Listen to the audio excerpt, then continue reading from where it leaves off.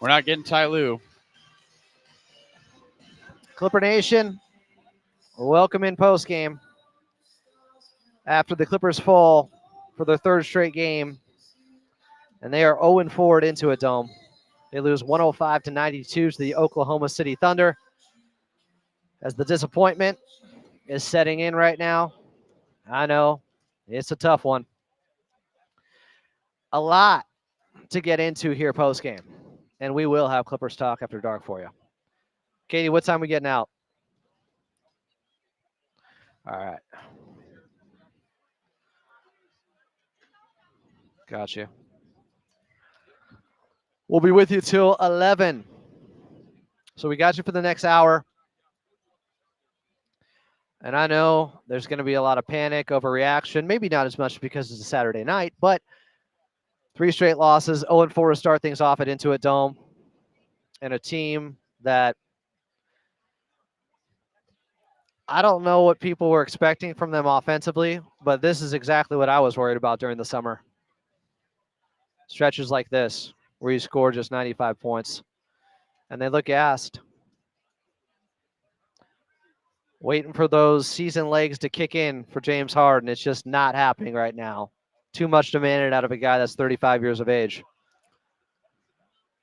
The turnovers, the missed free throws, brutal. We'll talk about with Carlo Jimenez coming up right now.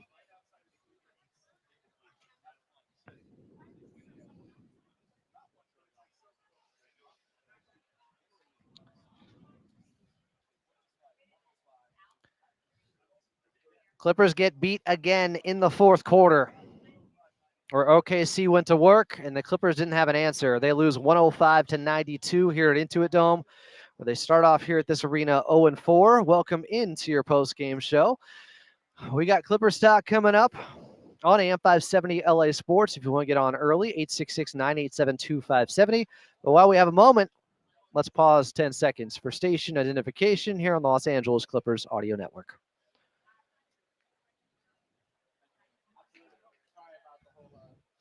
And we'll wait on that and keep it right here at Intuit Dome. Carlos, get right into it. Clippers lose a ball game where once again they led by double digits. They've led by double digits, I believe, in every game so far this season, yet they are 2-4. We talked about it early in the fourth quarter. Can't turn the ball over. They turned it over in bunches once again. And those miscues continue to add up and hurt them by the end of the game. Yeah, out of the Clippers, 7 turnovers in that fourth quarter, something you emphasized going into that quarter. The Clippers had a stretch of 7.5 minutes in which they scored 4 points from the end of the third to the start of the fourth. A huge dry spell, and that's just becoming a theme for this team that is somehow going to be have to change. I'm sure Adam Ty Lue is looking at everything, watching tape late, just trying to figure out some reason, some change.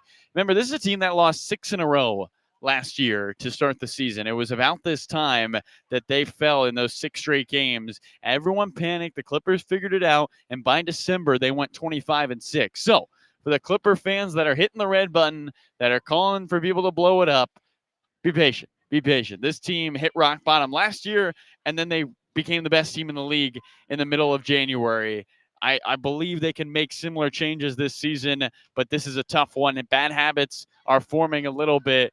So we'll see if the Clippers are able to make that change that ignites them late in games. Because you're right, they played great first halves for the second straight game. Great first half. But it is that fourth quarter, specifically the start of the third and then the start of the fourth, where things kind of crumble for this Clippers team.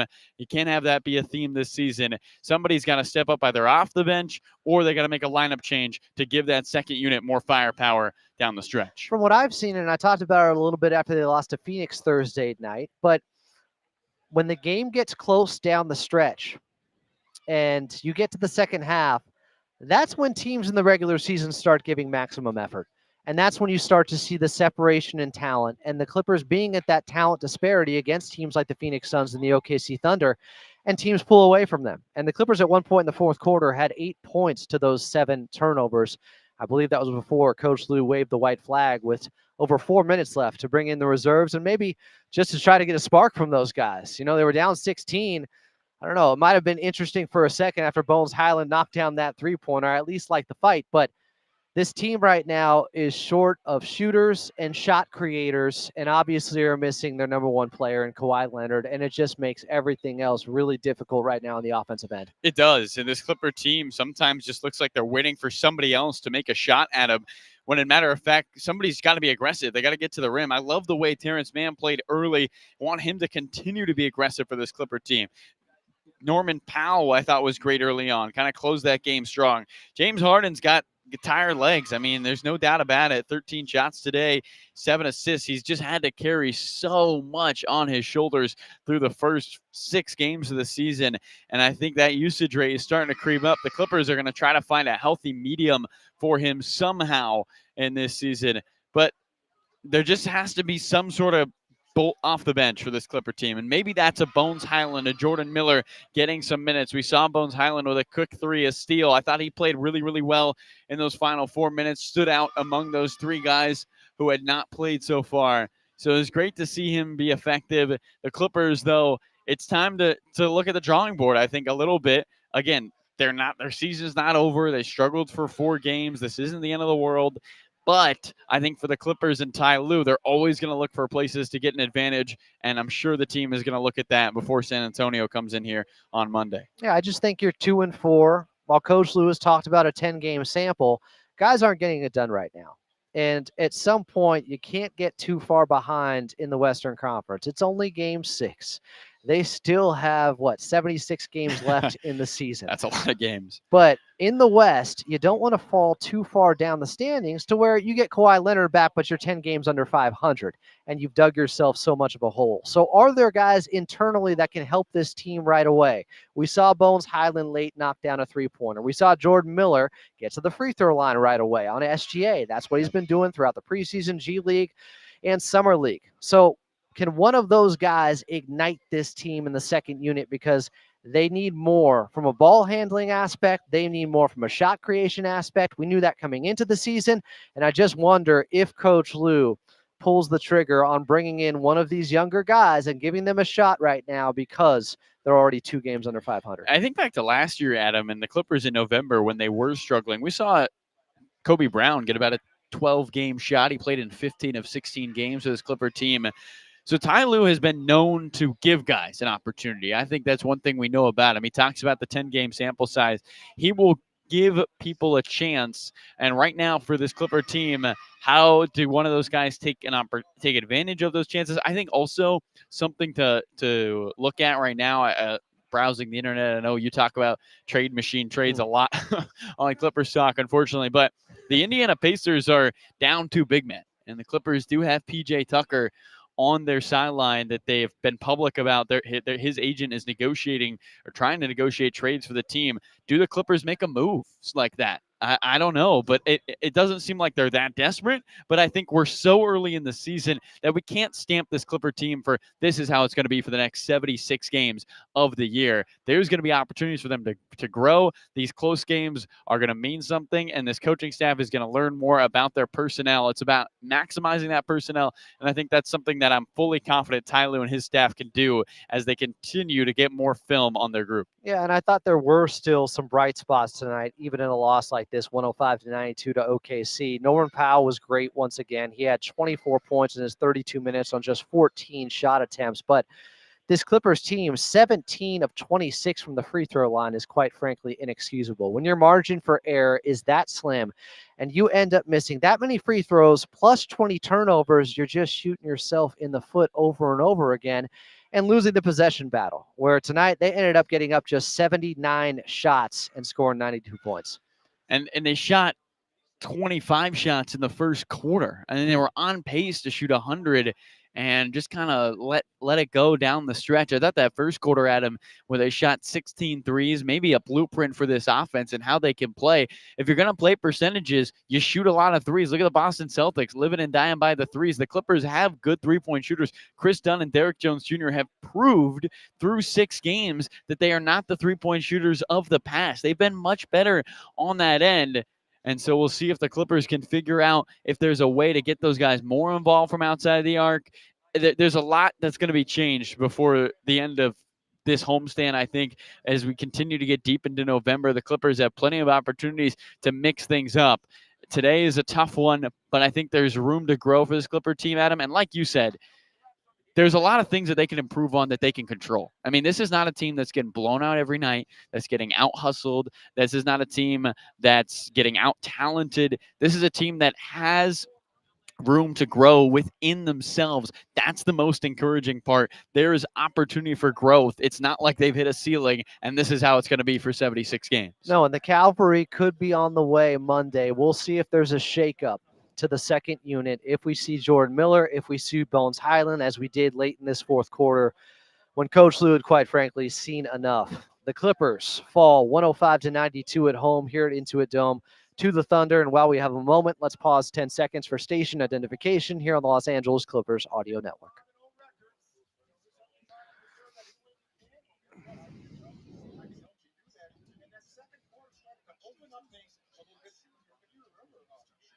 Clippers lose once again here at Intuit Dome, where they start off the season 0-4, still looking for that first victory. We'll see if it comes Monday night. They're taking on a San Antonio Spurs team that has one of the most intriguing and talented players in the universe in Wemby, Victor Wembanyama. Tip time for that ball game. Clippers and Spurs will be at 7:30 on Monday.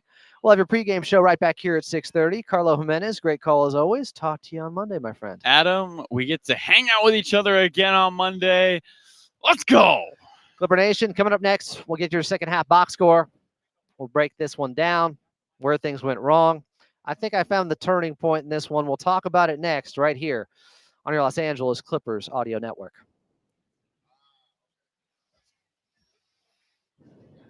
Thanks, Katie. Thanks. See ya.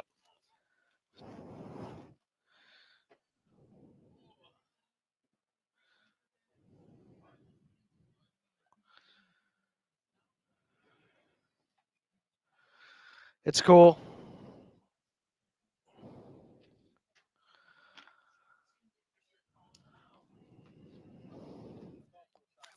So how many do we have after this? 3 more before Clippers talk? 2 more? Okay.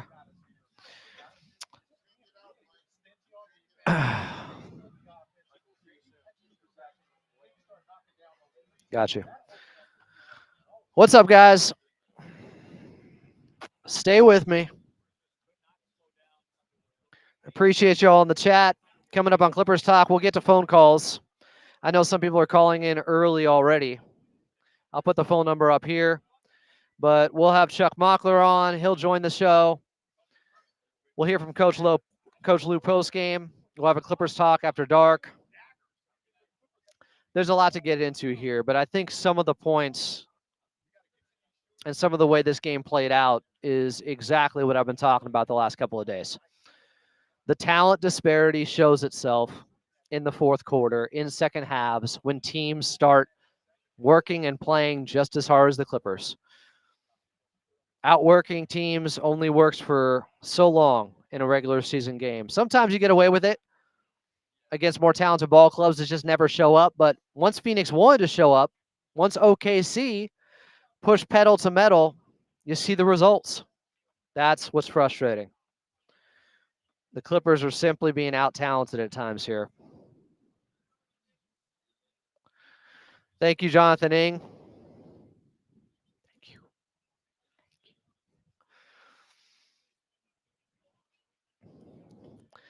Clippers lose 105-92 here at Intuit Dome. Welcome back in. This is the official post-game show of your Los Angeles Clippers. It's Clippers Locker Room. Still to come, we got Clippers Talk coming up on AM 570 LA Sports.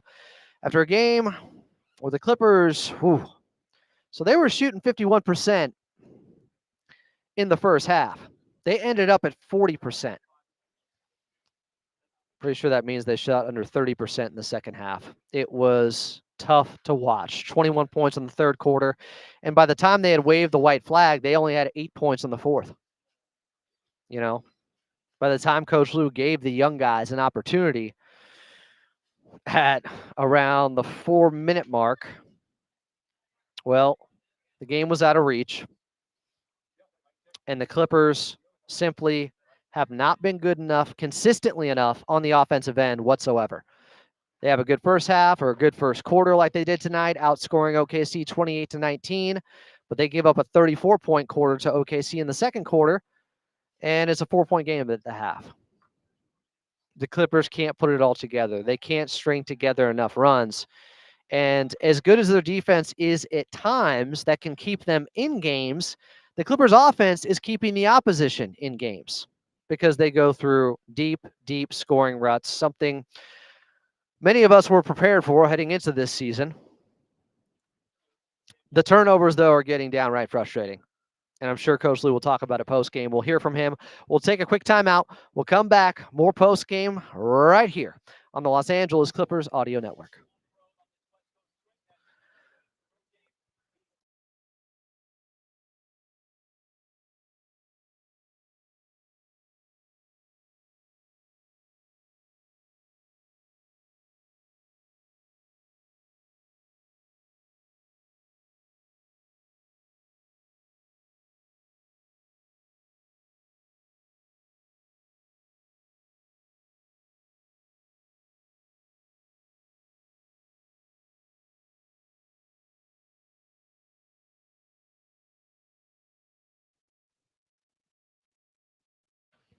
I'm back. I had to say bye to Carlo. That's my guy. Big bro Jake, also my guy, still here. Carlo wants to say bye to you guys. Big bro over here. We got you for the next 40, 50 minutes here. We ain't going nowhere till 11 p.m. Pacific time. So we'll get into a lot of what I got into already the last 24 hours. I'm not saying I'm prescient, prophetic, but some of what I've been talking about has come true, unfortunately. Just when both teams give maximum effort, then what advantage do the Clippers have? It's not the talent. That goes in favor of OKC. That goes in favor of the Thunder and the Suns.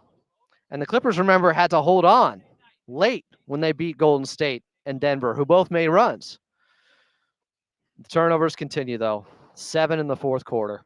Unbelievable.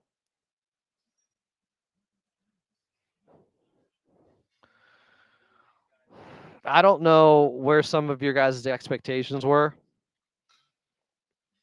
who were saying they're going to start 8-2 and they can be a contender without Kawhi Leonard. But I'm guessing they're reset now. This is the reality of the situation. This is why I was just asking to be 500 the first 10 games.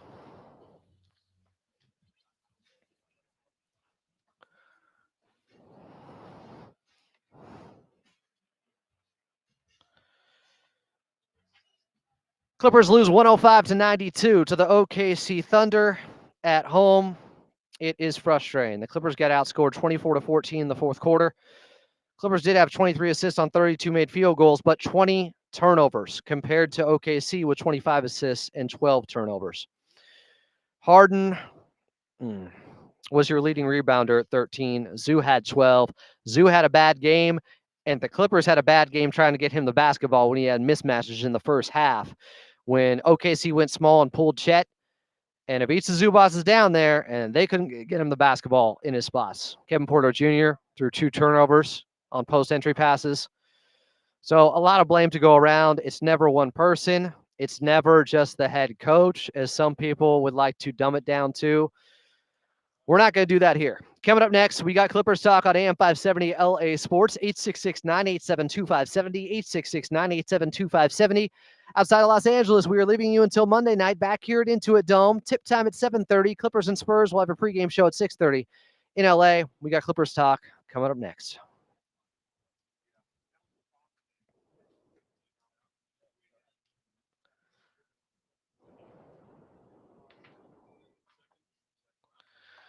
People that are just going to flood the comment section and say fire Ty Lue over and over again, you're getting a timeout. And if you're just going to spam like that, so I can't even read good comments or thoughtful comments, more thoughtful comments than that. I already blocked one guy today. He was an OKC fan in the pregame show that was saying some vile stuff.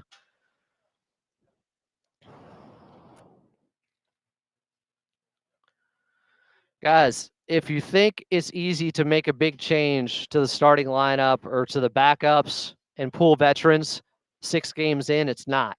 But Coach Lou may have gotten the evidence he needed tonight. Asking him to make changes after a couple of games is just unrealistic. It just is. Because you can have a complete locker room meltdown, and then you got a worse situation than just losing. And that creates and begets more losing when you lose the locker room. This is why Coach Lou goes for a sample size. He always says of 10 games. We'll see if it gets that far. I've been telling you, I think it's dependent on their record. They're 2-4 now. So for those who say, why isn't he playing Miller? Why isn't he playing Bones Highland? It's not that simple, guys. Like, there are guys who have earned minutes, who have done things in the NBA much more than them two. Now, it may change 2-4. He may have gotten the evidence to go to those veterans and say, hey, it's not working. I got to try this guy. We will see. The spacing was abysmal for Zoo, and some of those post-entry passes were just abominable. Like, how can you not be better with that?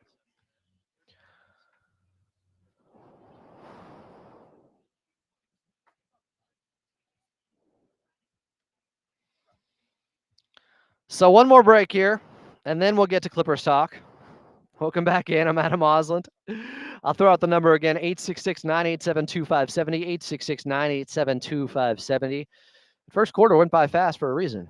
There was a timeout that was skipped that we're making up for now. After the Clippers lose to the OKC Thunder, they are 0-4 at home to open up the Intuit Dome, and 2-4 now on the season. And while there were some okay performances, I thought Terrence Mann started off hot. I thought he had a really good first half. I thought Kevin Porter Jr. had a good first half. It's hard to find anyone outside of Norman Powell who had a good second half for this team, if I'm being honest, if I'm being blunt with you. We'll get into it coming up next on Clippers Talk outside of Los Angeles. Now we are leaving you in LA. It's Clippers Talk next.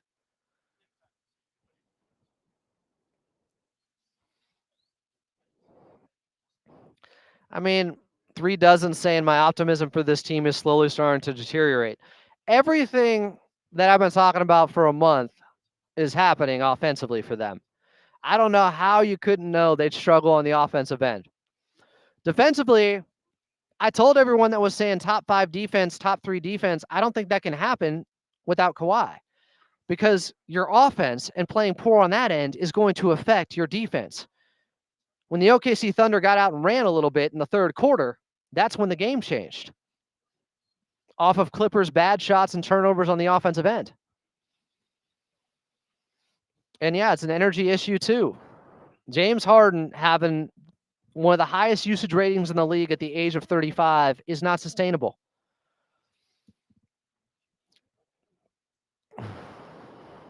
Jay, you tried to come at Coach Lou earlier today, and I put a play up here on video. You couldn't name what the play was. You had no idea what it was.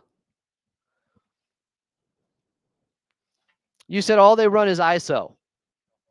So I started to actually post video of sets, and you were lost. So I don't want to hear it, man. Coach Lou has lost more basketball than you've ever, or forgotten more basketball than you've ever known. If you just want to sit there and have confirmation bias because you didn't like Coach Lou coming into it, and now they lose, and so you say it's all on Coach Lou, it's just not good analysis. Like, Coach Lou didn't tell him to turn it over 20 times.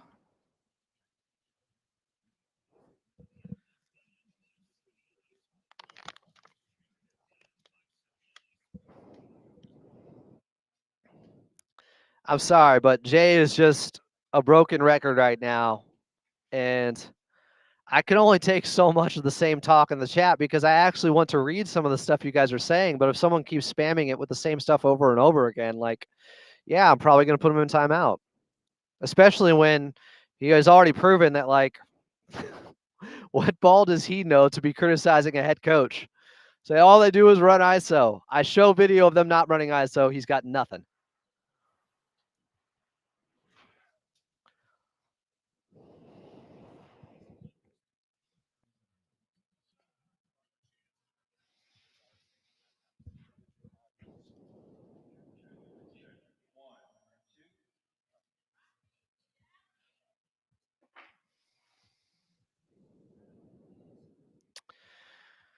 The Clippers with their third straight loss, fourth straight here at Intuit Dome as they fall 105-92 to the OKC Thunder. Welcome into Clippers Talk. I'm Adam Osland.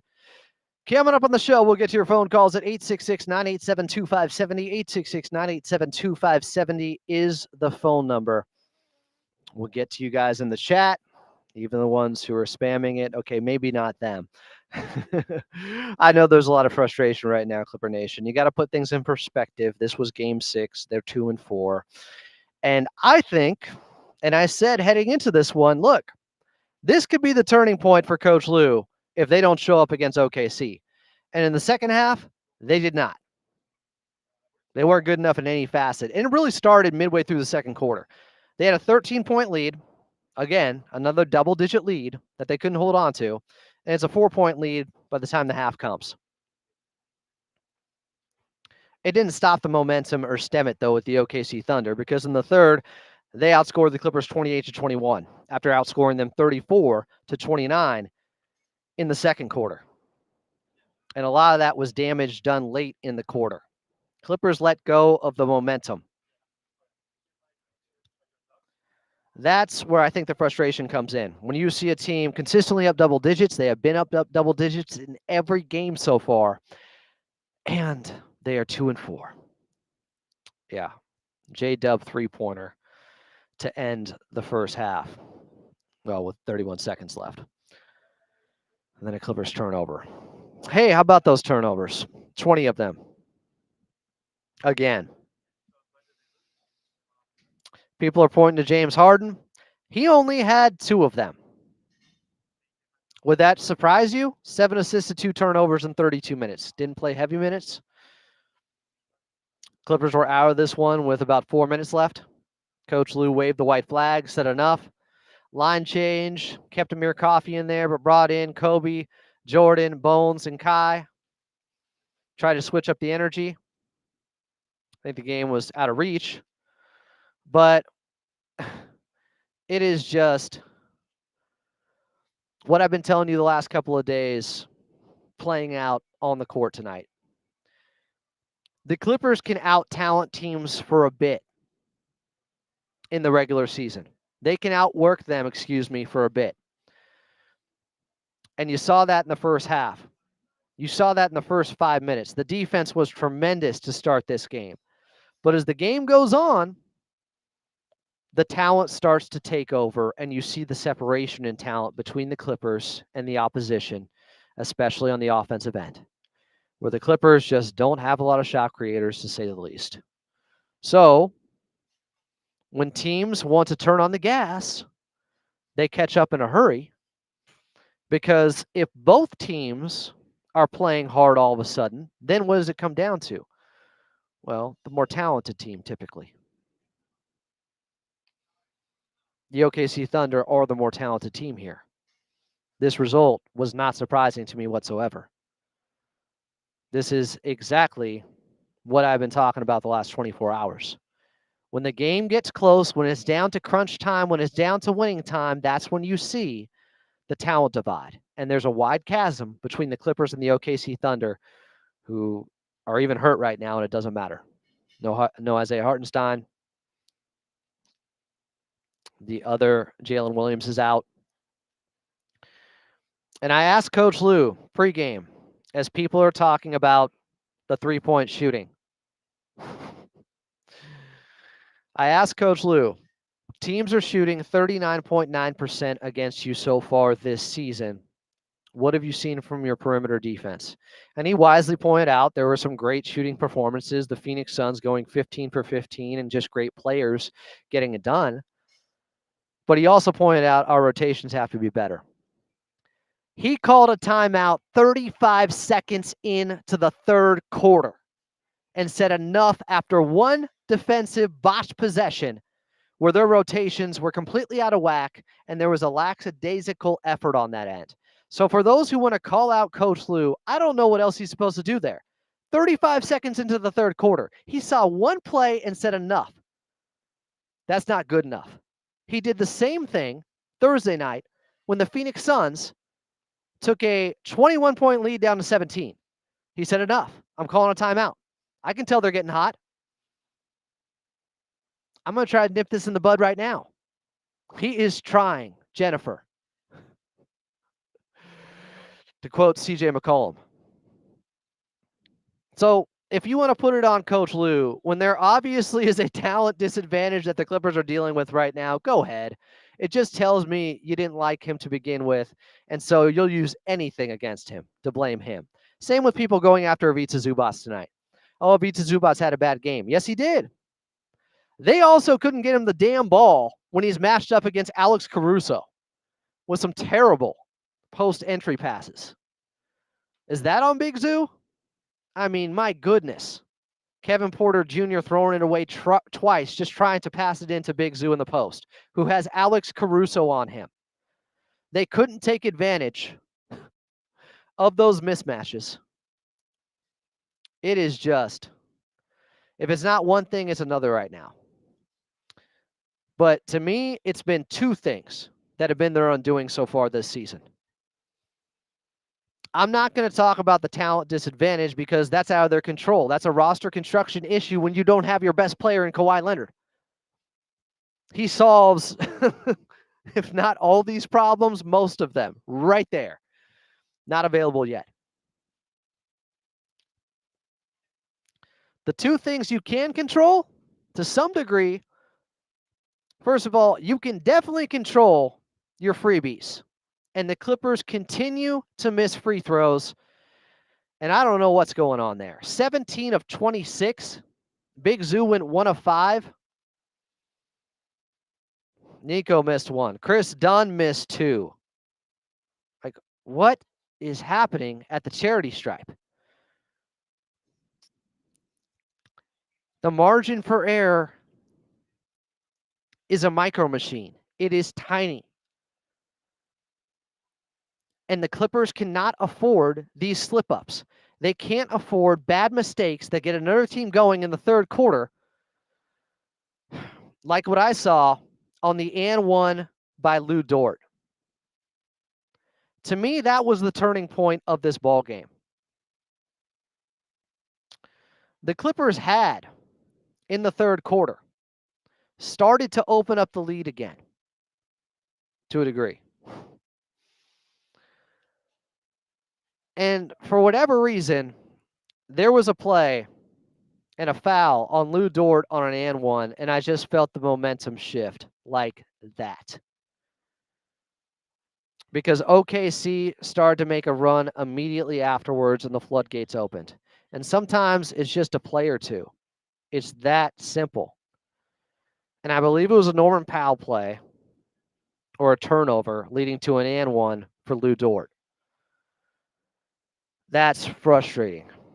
That can't happen. The little things add up to big things with this team. You know, the defensive rotations, they have to be cleaned up. But the amount of turnovers and missed free throws right now are doing the Clippers in something fierce. It's just brutal. And I appreciate those in the chat that are using some logic and rationale. I know that's in short supply on the internet. But I think you have to start with talking about why they have problems on the offensive end. Well, they have a 35-year-old point guard who's running the show, who has a ton of miles on him, by the way. He's not just any 35-year-old. He has had entire offenses for years that he has been in control of. He has made deep playoff runs. It's been a decade of this stuff. And even though he's in great shape and some of the best shape of his career, he's still 35. You can't outrun Father Time. And he has to do everything. Because they don't have another traditional playmaker, somebody that is well proven and seasoned in that role. It's not KPJ. Chris Dunn is okay in that area, but well seasoned, no. He was almost out of the league a couple of years ago. It's his defense that kept him in, not his offense, not his playmaking. Nico Batum, he can't bring the ball up the floor all the time, even though he's a great passer. Terrence Mann can do it some and did it more so in the first half and had a really good first half. Really good opening quarter. Terrence Mann, he was leading them.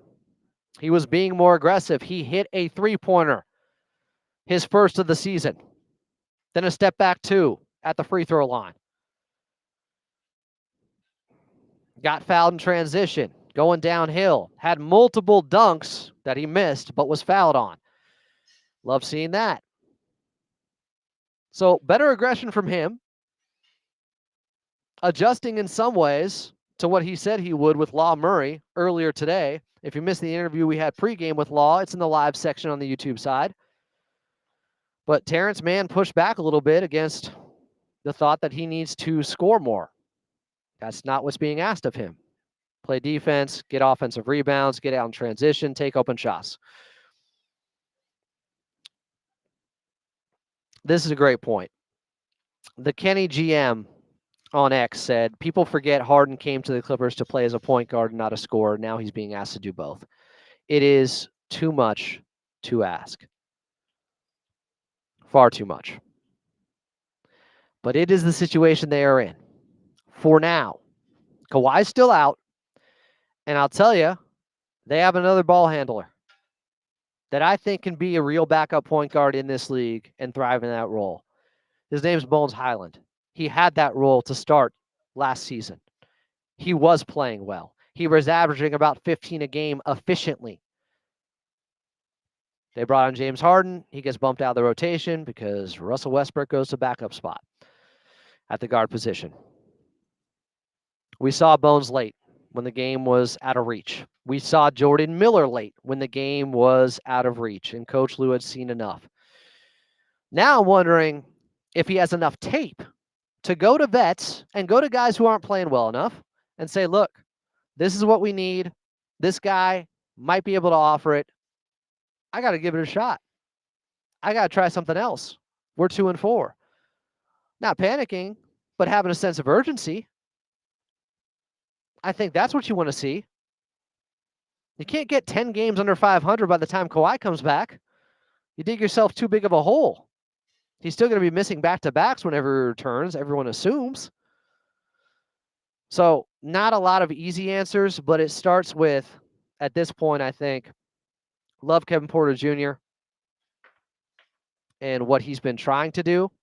And he had another good first half, but it was another bad second half. He's gotten better, but I don't know if at 2-4, you don't make a move and try something else.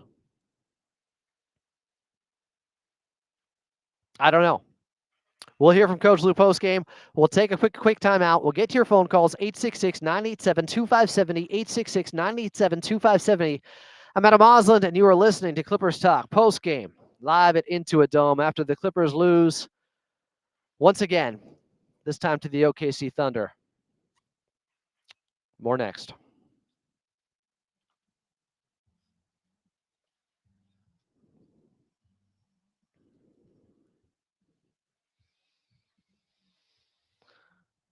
I don't hate this from Sista1. If Tyronn Lue gives Bones time, I hope he gives him a leash like he has KPJ.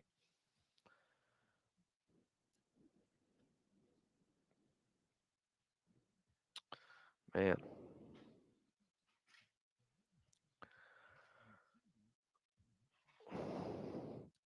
I'm going to say it. KPJ, he missed his first 2. Then he made a tough layup. Had a pass to Chris Dunn for 3 that was nice.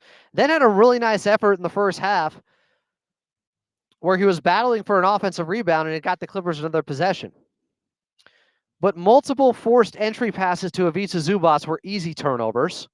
When Zoo had Smalls on him, he did have a 4-point play. He did lock up Shai Gilgeous-Alexander on a possession. It was the 7-minute mark of the second quarter. Look it up yourself if you don't believe me. For everybody just saying he plays no defense. It's like, I can pull actual plays and tell you the reality of a situation and what has actually transpired instead of just going with lazy narratives. Like, lazy narratives are easy. You can find that on ESPN all day long. I'm trying to get to the truth of the matter. Having said all of that, with some of the good stuff from KPJ, he got locked up by Wallace, something fierce, where he never looked at anybody else for the basketball. I think it was early fourth quarter or late third. Wallace first locked him up, then poked the ball away. Then KPJ tried to drive on him. He blocked him. Oh. I just don't know if he's given enough good film to justify having him out there right now when you're 2-4.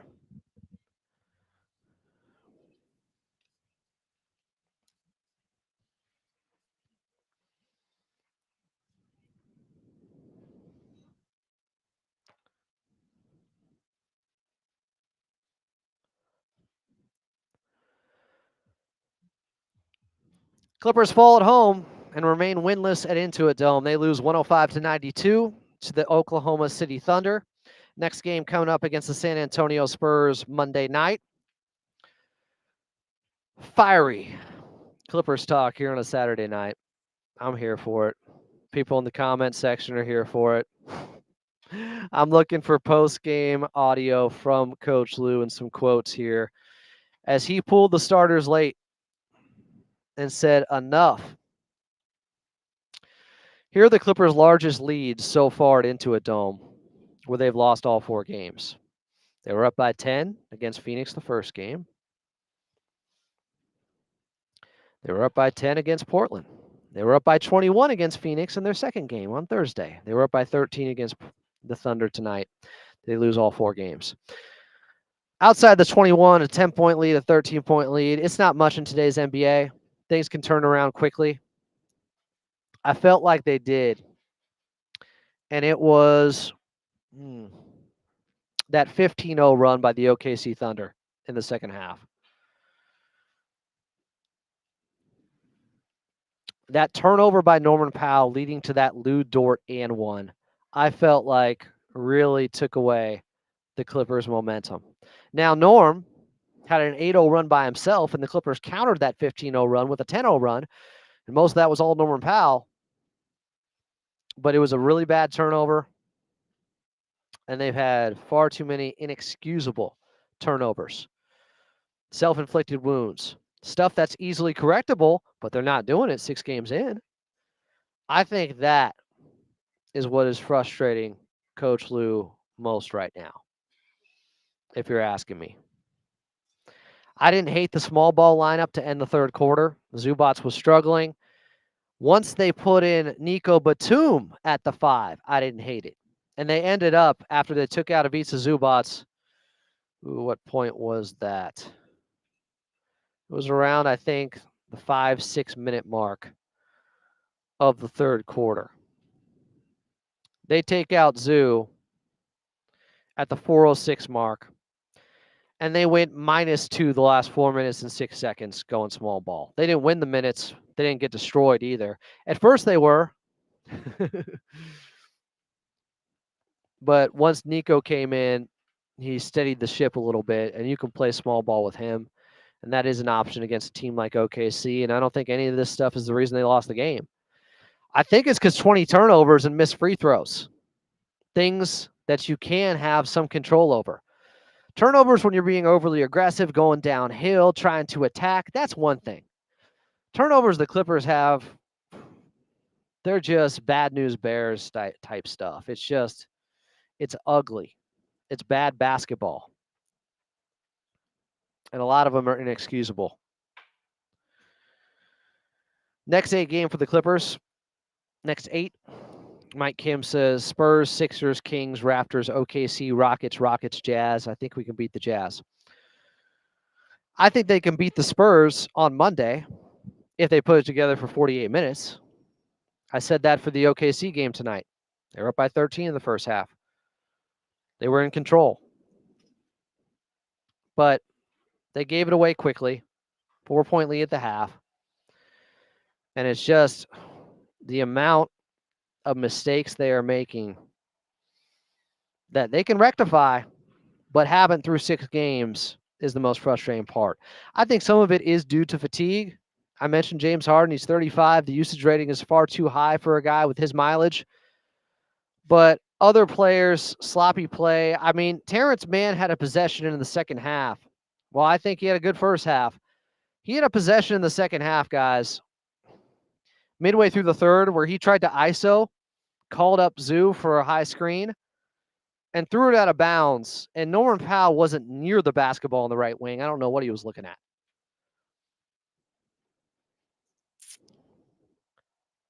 Outside of Norman Powell, I don't think anyone played well in the second half.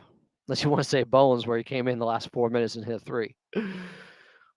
I mean, I'm starving for somebody to step up and put it together and make it a complete game performance.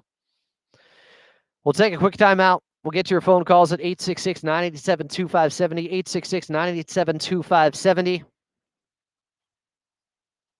Clippers are 2-4. Some in Clipper Nation are panicking. Some were well aware of the situation coming into this season and knew they would struggle mightily on the offensive end. And eventually, your offense is going to affect your defense when you're turning it over as many times as the Clippers have been.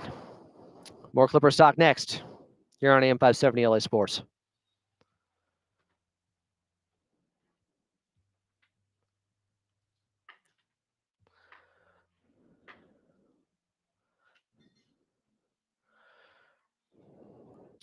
Hey, Katie, can you call Chuck? Yes, ma'am. Sorry, I didn't tell you earlier.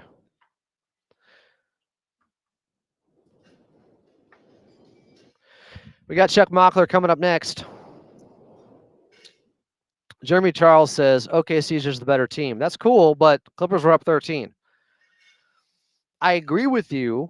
Once OKC started playing much harder, Clippers were toast, just like Phoenix.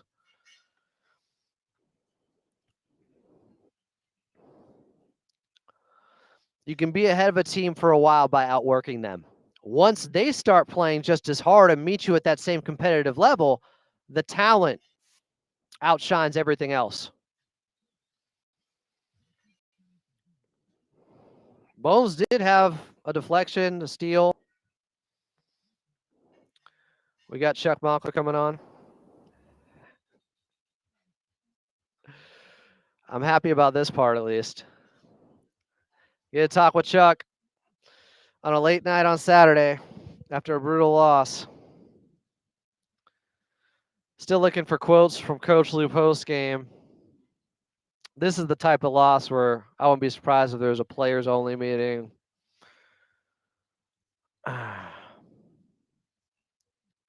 It's just a similar story, a similar loss in a similar fashion. No, it didn't come down to a turnover on an inbounds play this time. Thank goodness. I would have fell out of my chair. But some of this stuff, like when you don't correct the mistakes, I forget what coach was talking about this recently. It was Mike Malone. After the Clippers beat Denver, he put his foot down and said, like, what's concerning is we're telling them to do something and they keep making the same mistakes.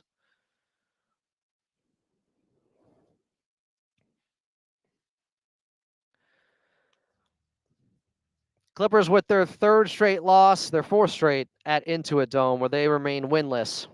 They dropped to 2-4 on the season after they drop a ball game 105-92 here at the Dome to the Oklahoma City Thunder.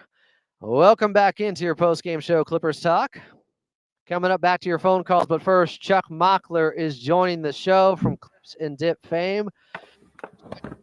Doing the Lord's work and rescuing me tonight. Thanks for doing this.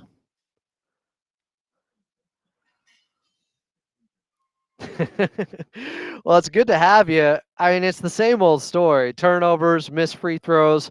But the point we talked about on Clips and Dip yesterday, and I've been talking about, is I just think a lot of this is as simple as the talent disadvantage is too difficult to overcome. Once the opposition decides they're going all out in the second half, in fourth quarters, once the other team that's more talented also gives a maximum effort like Deadpool, then you're in trouble.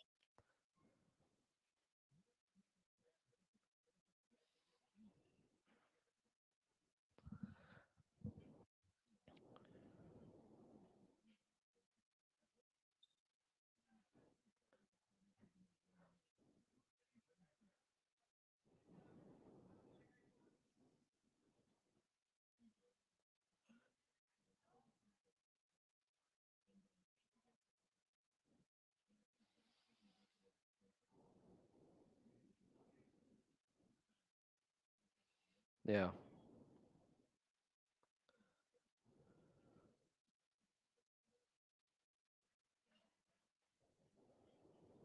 Well, and Zoo didn't have a good game tonight, and KPJ had another bad second half after I thought he had a really good overall first half. The entry passes to Ivica Zubats were miserable, and when they couldn't punish the smalls of the OKC Thunder, well, there goes part of your adjustment. Because you kept him out there and said, "Oh, you're taking shit off the floor and going small. We don't care. We're going to leave Ivica Zubats out here, and we're going to punish you." They couldn't even get him the ball. It wasn't just KPJ. I mean, the post entry stuff was difficult to watch. Some of it was on Zoo not meeting the ball or not trying to get deep enough in the post to his sweet spots.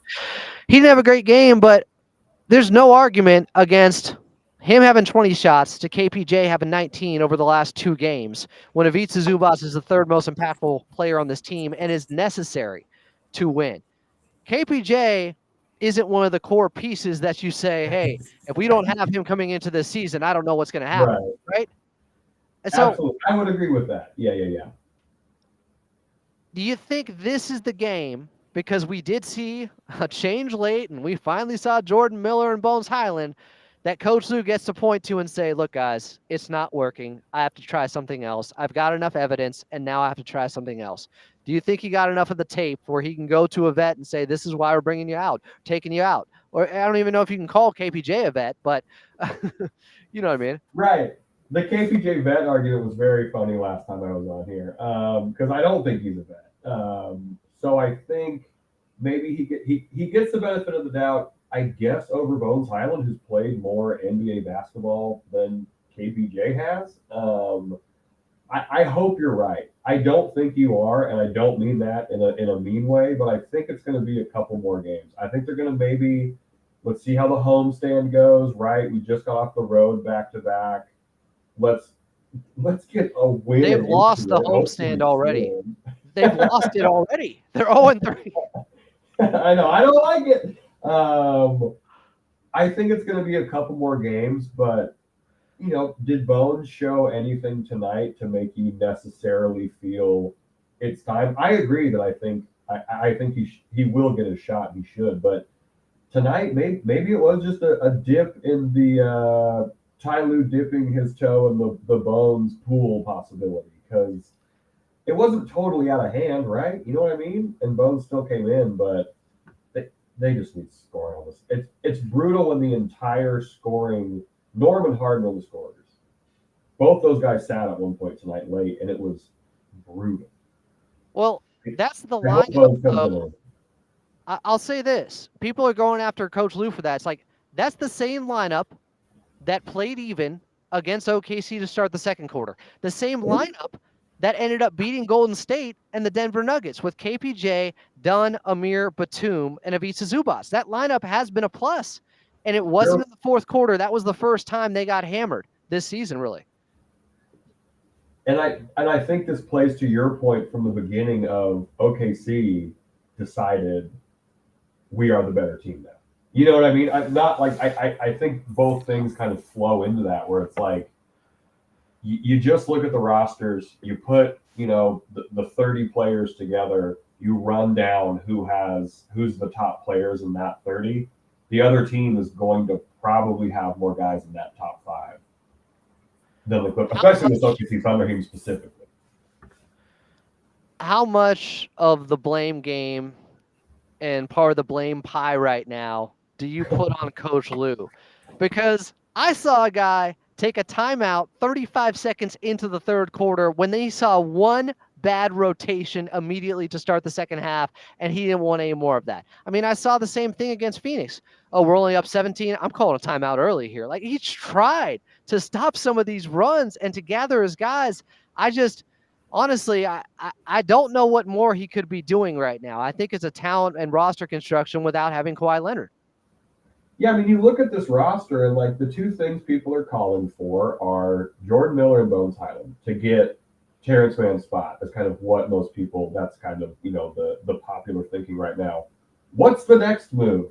To your point, what is move 2? If that doesn't work, we're not going to play Kai Jones more than Zoo. No disrespect to Kai, but like you look at this roster and it's like there's one switch that people can think of, and that is giving Jordan Miller more time or giving Bones more time.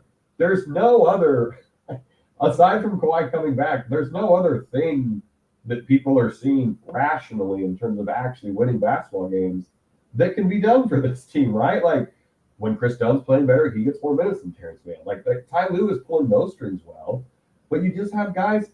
I mean, Derrick Jones Jr. was 1 of 9 tonight.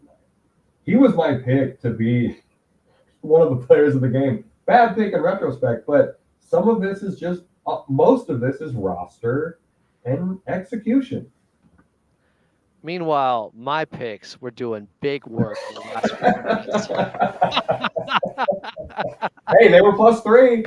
They were +3. Played. I love the point you make about where does he go if that move doesn't work? Like you get to DEFCON 1 that early in the season and look that desperate and make that move, and then Jordan Miller doesn't perform, and he had a bad turnover when he came into the game, or if Bones Highland is really up and down, just like KPJ, then what are you doing? You're out of moves already. Do you really want to be in that place? And we can't tank. If we have the pick, I would say figure it out, wherever we're at after 20 games, but that's not the case. And I want Jordan Miller to be good, right? And I would love for Bones Highland to come in and really make a positive mark and be able to be consistent in his role with this team. But they got to do it gradually, and maybe tonight was that sign that Ty Lue's gradually thinking about this. I mean, they play the Spurs next. Like, if things go bad in that game, I can't imagine Ty Lue would react well, rightfully so. So we'll see. Yeah, honestly, what if they went bad early against OKC? Does he go to that move earlier in the game that he ended up doing late? Maybe that's what happens against San Antonio if they're DOA, if they're not playing the right way. I love the fact that he's like, we're down 16, there's 4.5 minutes left, and we have 8 points on the board, and you guys are doing nothing. I am going to a different lineup here. Sorry, guys. Like, I think you do have to send a message like that once in a while, even though you could say the game still wasn't totally out of reach. But with the way they were playing, there's no logic to say they were about to turn it around anytime soon with the starters. So I get it. Chuck, great analysis tonight. Appreciate you doing this late night on a Saturday night, holding it down. I know people are loving seeing you on in the chat here too. And we got a Clips and Dip coming up on Tuesday at the latest. Yeah, Tuesday at least. Maybe tomorrow. I get back to LA around 4:15, so we might be able to knock an episode out with the big three tomorrow. All right, sounds good. Thanks for doing this tonight, Chuck. Hey, let's go Clips. Thanks for having me. Clippers fall to the OKC Thunder as they have lost 3 straight and 4 straight into it, Dome. They lose tonight 105-92. Final segment coming up next here on Clippers Talk on AM 570 LA Sports.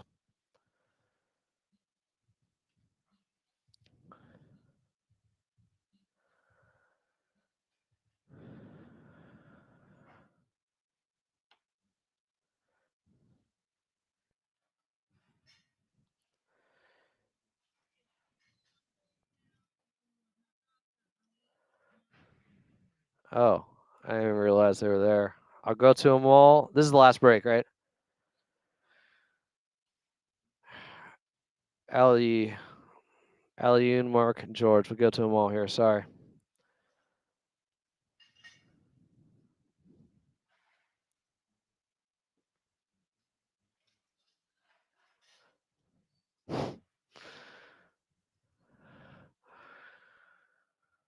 Oh, guys. As Jesse says, Clipper Nation will be back.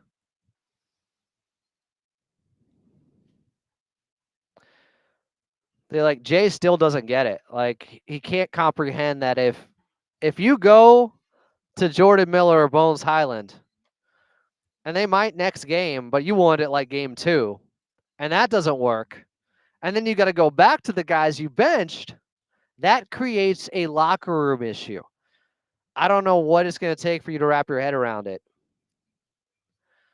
Somebody else telling me when I go back and watch the tape that I'll see all of Ty Lue's coaching moves that were bad. It's like, tell me specifically which ones.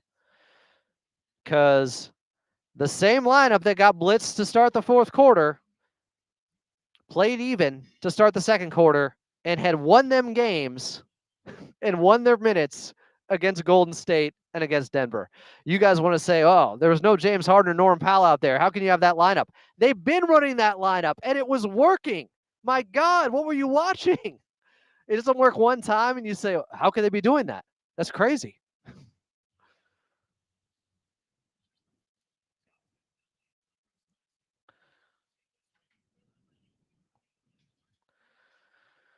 Clippers lose at home 105-92 to the Oklahoma City Thunder. Let's go to Alioun in Lancaster. Thanks for holding, Alioun. You're on Clippers Talk with Adam Osland.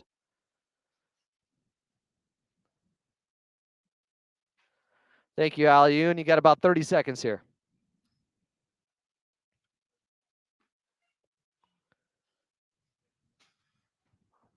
I like it. Yes, sir. Alioun, bless you for that phone call. We needed it. George in Anaheim? George, you're on Clippers Talk.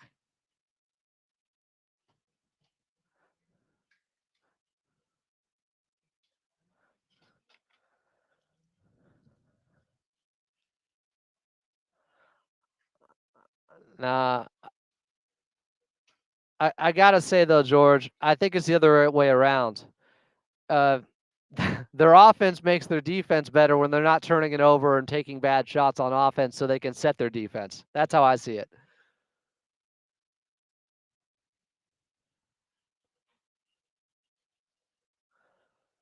I like that. They are giving a good effort. It's just the miscues, right? It's just the turnovers that they can control, just the boneheaded mistakes. That has to be cleaned up, right? I appreciate the phone call. Appreciate you, George. Mark in Huntington Beach to close things out here on Clippers Talk. Mark, what's up?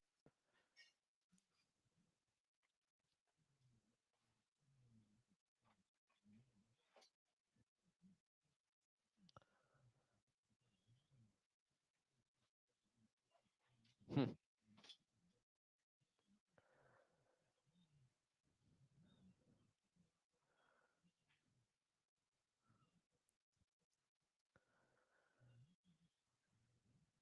That was game 1 against Phoenix.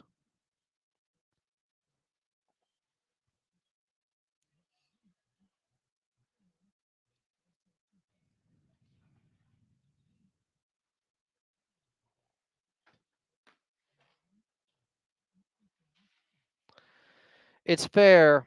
There's also a world, though, Mark, where they don't hold on to leads they were starting to give up late in the fourth quarter against Golden State and against the Denver Nuggets, where they could have lost those games. They're in every game.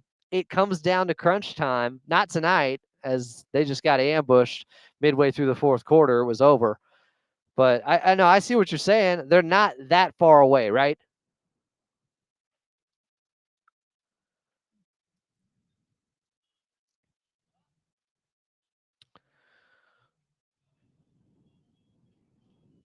I'm with you, Mark. I just want to see if there's going to be larger changes at hand coming up. And we'll talk about it on a clip. Thank you for the phone call, Mark. Appreciate you. We'll talk to you on Monday, I'm sure, post game. We're back on AM 570 LA Sports because the Dodgers won the World Series. The baseball season is over. We will be dominating the airwaves now on AM 570 LA Sports. Still haven't gotten any post game quotes from Coach Lou. So we'll have to get to that later on Clippers Talk After Dark on the YouTube side at Clippers Talk. We'll be there in about 50 minutes from now. Before we get out of here, I do want to thank the Clippers organization. Ralph Lawler, Brian Seaman, Noah Eagle, Carlo Jimenez on the call.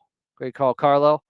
Big brother Jake Warner, head engineer here at Intuit Dome, holding it down as always, and keeping us in line when we mess up IDs and stuff like that. Katie Newton also on that end, helping us, our producer in Burbank. Thank you, Katie. Until Monday night, with the Clippers taking on the San Antonio Spurs right back here at Intuit Dome. Pregame starting at 6:30. I'm Adam Osland. We will talk to you then.